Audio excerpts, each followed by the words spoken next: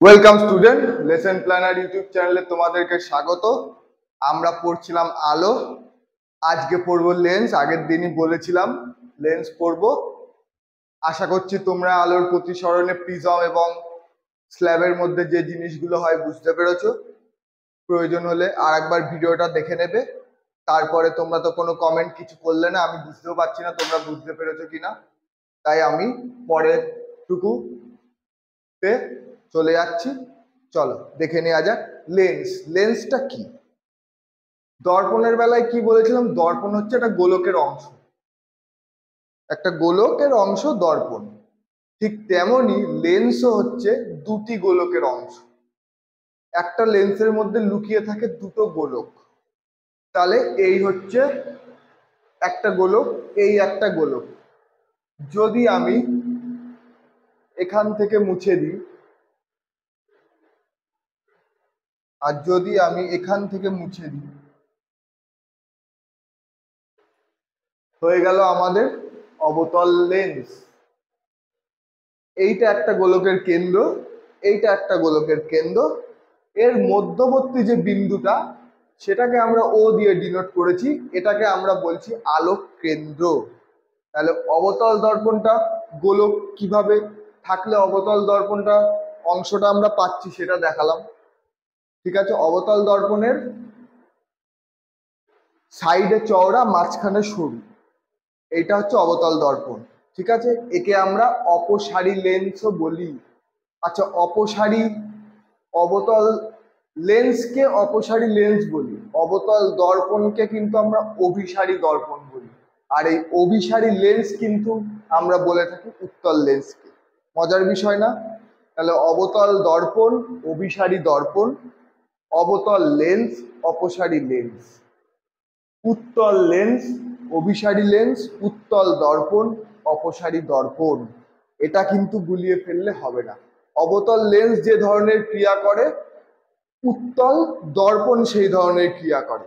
উত্তল লেন্স যে ধরনের ক্রিয়া করে, অবতল দর্পণ সেই ধরনের ক্রিয়া করে। তাহলে আমরা উত্তল দর্পণ কি করে পাচ্ছি এই ছবিটার মধ্যে দিয়ে দেখে। এই একটা গোলক, এই একটা গোলক। তাহলে যদি আমি এখান থেকে মুছে দিই,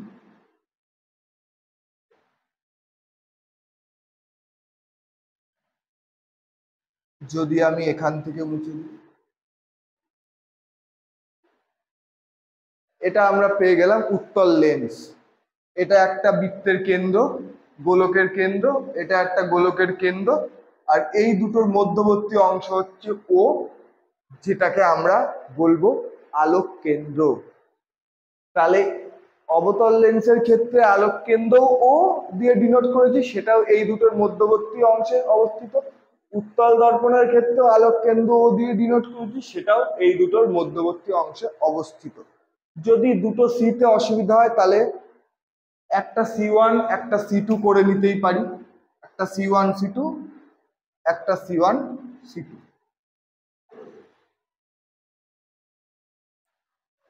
তাহলে এই হচ্ছে দু প্রকার আমাদের লেন্স।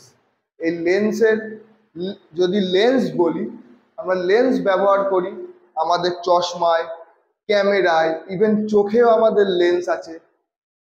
এই সব জায়গায় লেন্স আমরা ব্যবহার করি। ঠিক আছে, তাহলে এই গেল। তাহলে পাতলা লেন্স, লেন্সকে পাতলা কখন বলবো? যখন বক্রতা ব্যাসার্ধের তুলনায় ক্ষুদ্র হবে লেন্স। এই লেন্সটা যখন বক্রতা ব্যাসার্ধের তুলনায় ক্ষুদ্র হবে তখন তাকে আমরা বলে ফেলবো পাতলা লেন্স।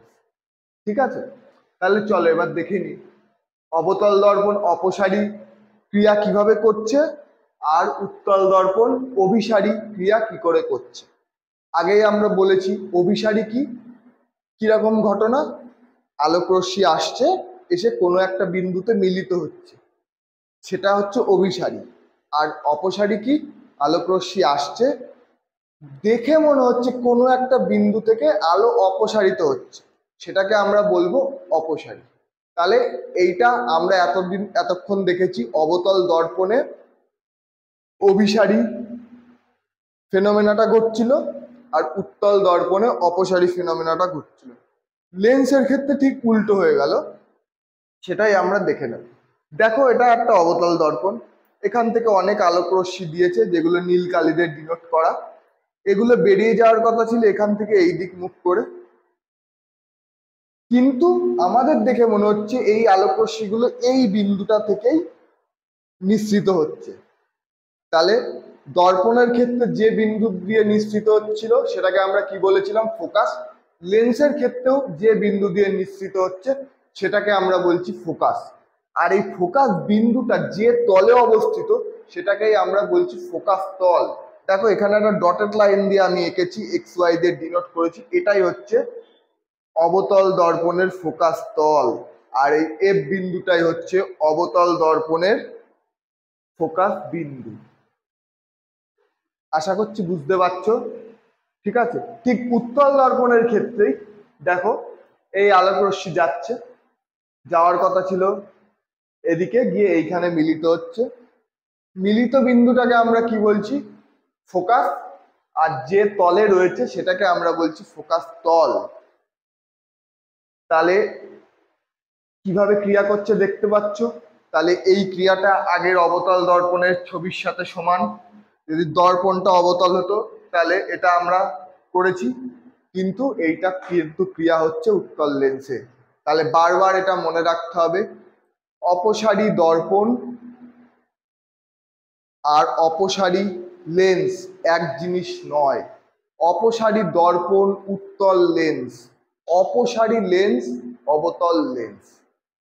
অভিসারী দর্পণ অবতল দর্পণ, অভিসারী লেন্স উত্তল লেন্স। ঠিক আছে। আর একটা জিনিস, এই ও থেকে, ও হচ্ছে আলোক কেন্দ্র। দর্পণের ক্ষেত্রে আমরা ব্যবহার করতাম বক্রতা কেন্দ্র, লেন্সের ক্ষেত্রে আমরা বলছি আলোক কেন্দ্র। আর এফটা হচ্ছে ফোকাস। আর এই ও আর এফ এর এই মধ্যবর্তী দূরত্বটাকে আমরা দর্পণেও যেরকম বলেছি লেন্সেও তেমন বলবো, ফোকাস দূরত্ব। ঠিক আছে। আগের দিন আমরা প্রিজম পড়েছি, প্রিজমের মধ্যে চ্যুতি পড়েছি, সেই জিনিসটা দেখো লেন্সের মধ্যেও ঘটছে। যদি এখান থেকে আমি কিছুটা অংশ কেটে নিই, ধরো এইটুকু অংশ আমি কেটে বাদ দিয়ে দিচ্ছি, কেটে আমি দেখো এখানে এঁকেছি। আচ্ছা, অবতল লেন্সটা তো এরকম এরকম, তাহলে এইটা যদি প্রিজমের ভূমি ধরি, এটাকে যদি প্রিজমের ভূমি ধরি আর বাকি অংশটা আমি মুছে দিই,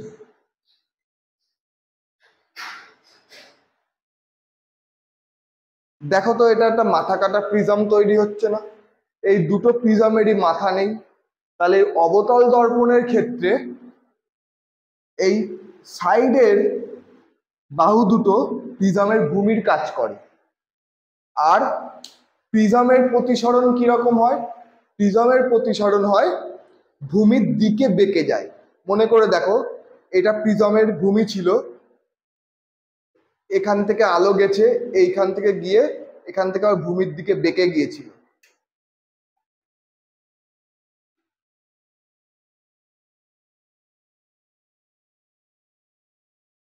ভূমির দিকে বেঁকে গিয়েছিল, ছবিটা কিন্তু এরকম ছিল। আগের ক্লাসটা দেখে নেবে, ছবিটা কিন্তু এরকম ছিল। তাহলে এক্ষেত্রেও অপসারী লেন্সের ক্ষেত্রেও দেখো আলোক রশ্মি কিন্তু ভূমির দিকেই বেঁকেছে। ঠিক এখানেও আমি দেখাচ্ছি বিষয়টা, কিন্তু এখানে দেখো আলোক রশ্মি কিন্তু ভূমির দিকে বেঁকেছে।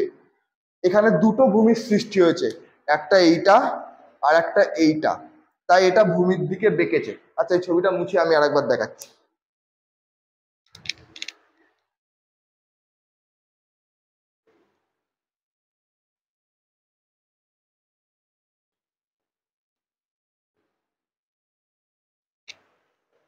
যেহেতু অবতল লেন্সে অপসৃত হচ্ছে, সেই জন্য এই একটা ছবির মধ্যে বুঝতে তোমাদের অসুবিধা হতে পারে, সেই জন্য আমি ছবিটা আবার আঁকছি।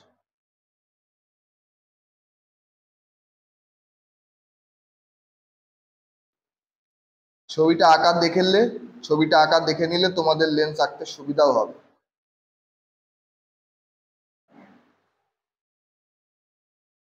এটা ফোকাস, এটা ও, এই আলো যাচ্ছে,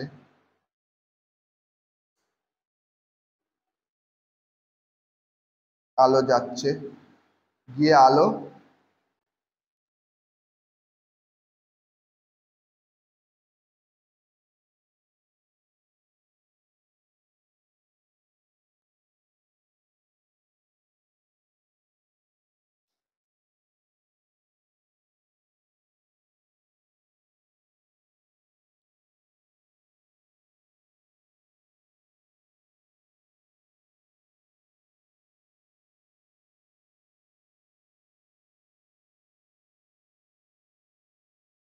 এই জিনিসটা তো আসলে এই বিন্দু থেকে আলো বেরোচ্ছে না, শুধু আমরা এটা দেখতে পাই, মনে হচ্ছে।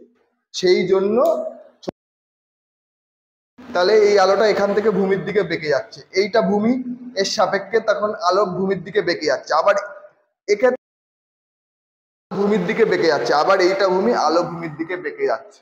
তাহলে এটা কিন্তু একটা উল্টো প্রিজমের ন্যায় কাজ করছে।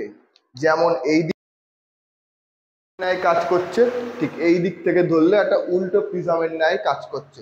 তাই আমি তোমাদের এখানে এই ছবিটা এঁকেছি। তাহলে কাজটা কিন্তু এরকম হচ্ছে, ঠিক আছে। ঠিক উত্তল লেন্সের ক্ষেত্রে এখান থেকে যদি এইটুকু অংশ কেটে নিই, এইটুকু অংশ, এই অংশটা যদি কেটে নিই, তাহলে এখান থেকে বের করে আমি এই জায়গায় নিয়ে এলাম। দেখো এই যে প্রধান অক্ষটা ভূমির মতো কাজ করছে, যেরকম এই পাশে হচ্ছে তেমন এ পাশেও হচ্ছে। এর দেখো এখানেও কিন্তু সেই মাথা কাটা প্রিজমের মতোই কাজ করছে, লক্ষ্য করে দেখো, দেখো মাথা কাটা প্রিজমের মতোই কাজ করছে, মাথা কাটা প্রিজমের মতোই কাজ করছে। কিন্তু উত্তল লেন্সের ক্ষেত্রে সেটা হচ্ছে প্রধান অক্ষ, কিন্তু অবতল লেন্সের ক্ষেত্রে লেন্সের কিনারাগুলোই হয়ে যাচ্ছে প্রিজমের ভূমি। ঠিক তেমনই ক্ষেত্রে আলো ভূমির দিকে বেঁকে যায়, তাহলে এটা যদি ভূমি হয়, আলো ভূমির দিকে বেঁকছে, এটা এটা যদি ভূমি হয়, আলো ভূমির দিকে বেঁকছে, আলো ভূমির দিকে বেঁকছে। সেই এই কারণেই এই বিন্দুতে গিয়ে জড়ো হচ্ছে। এটা যদি ভূমি হয়, এপাশ থেকে ভূমিতে যাচ্ছে, এপাশ থেকে ভূমিতে যাচ্ছে, সেই জন্যই এই এফ বিন্দু থেকে জড়ো হচ্ছে। আর এই অভিসারী, সেই জন্যই উত্তল লেন্সে এই অভিসারী আলোক রশ্মি লক্ষ্য করা যায়। সেই জন্য বলে একটা আলোক রশ্মি কতটা ভূমির দিকে বেঁকবে সেইটা নির্ণয় করবে কে? সেটা কোণ, মানে অ্যাঙ্গেল এ।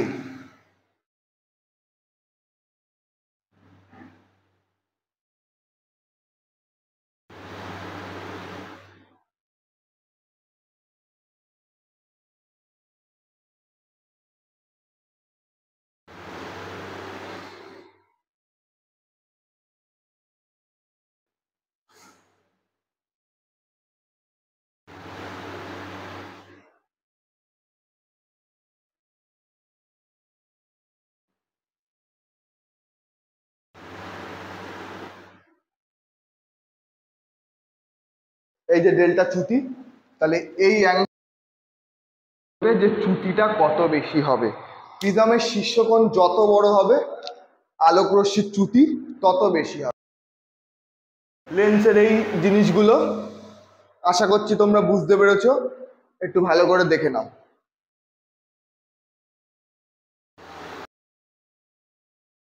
তাহলে চলো পরবর্তী জিনিসটা দেখে নিই।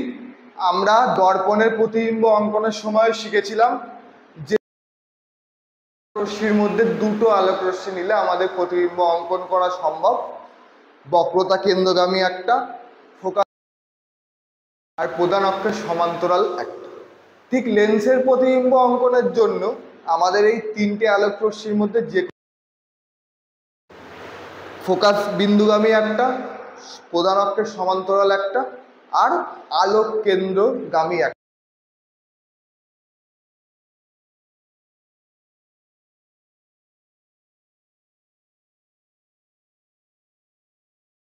ফোকাস বিন্দুগামী আলোক রশ্মি কিরকম আর আলোক কেন্দ্রগামী আলোক রশ্মিটা কিরকম, উত্তল দর্পণ এবং অবতল দর্পণে কি ধরনের প্রতিবিম্ব তৈরি হয় কোথায় রাখলে কি রকম প্রতিবিম্ব তৈরি হয় সেটা। আর এই যে জিনিসটা পরের দিন আমরা শিখবো সেটা কিন্তু খুব খুব খুবই ইম্পর্টেন্ট। এটার থেকে পরীক্ষায় 1 নম্বরের প্রশ্ন, 2 নম্বরের প্রশ্ন এবং 3 নম্বরের প্রশ্ন সব কিছুই পরীক্ষায় আসতে পারে। পরের দিনের টপিকে আমাদের থাকবে, সেটাকে ভালো করে জানতে হবে। তার জন্য আজকে আমরা আর এই অল্প একটু দেখে নিই। এফ, ওটা আলোক কেন্দ্র, এফটা ফোকাস বিন্দু। এখানে একটা বস্তু আছে, দেখো এই আলোক সমান্তরাল আর এই আলোক রশ্মিটা আলোক কেন্দ্র হয়ে চলে গেছে। তাহলে আলোক কেন্দ্রগামী একটা আলোক রশ্মি হয়ে গেল, প্রধান অক্ষের হয়ে গেল। আর এই আলোক রশ্মিটা এখান থেকে বেঁকে, যেহেতু এটা উত্তল লেন্স, ফোকাস বিন্দু দিয়ে চলে যাবে। কেন চলে যাবে? আলোক রশ্মিগুচ্ছ দেখা যায়, তাই এটা ফোকাস বিন্দু দিয়ে বেরিয়ে গেল, তাই এটা ফোকাসগামী আলোক রশ্মি। প্রতিবিম্ব আঁকবো তখন আমরা এই জিনিসগুলো দেখব। আর বারবার বলছি, ইম্পর্টেন্ট, প্রিজম পড়িয়ে দিয়েছি, কাচের স্ল্যাব পড়িয়ে দিয়েছি, দর্পণের উপর প্রতিবিম্ব অঙ্কন। কালকে আমরা শিখব লেন্সের উপর প্রতিবিম্ব অঙ্কন। দুটো লেন্সের উপরে আমরা 7 থেকে 8, এই 7 থেকে 8টাই তোমাদের সিলেবাসে আছে এবং এর থেকে খুবই সম্ভাব্য মানে মান যেটা তোমাদের পরীক্ষায় আসবে। ঠিক আছে, তাহলে আজ এই পর্যন্তই। তোমরা ভালো করে পড়াশোনাটা করো। আর আমি আগে পড়তে পড়তে পড়তে হবে, তার মানেটা কি? পরের ভিডিও দেখার জন্য, জানার জন্য, থেকে আলোর পার্ট 1, 2, 3, 4, 5 করতে হবে, তাহলে গিয়ে পার্ট 6-এ বুঝতে পারবে। সেই জন্য আলো তোমাদেরও ততটুকু পড়ে নিতে হবে, এটা তোমাদের দায়িত্ব। সিলেবাস শেষ করার দায়িত্ব যেমন আমাদের, সেটাকে শেষ করার দায়িত্ব তোমাদের। আজ এই পর্যন্তই, থ্যাংক ইউ। আবার পরের ভিডিওতে দেখা হবে।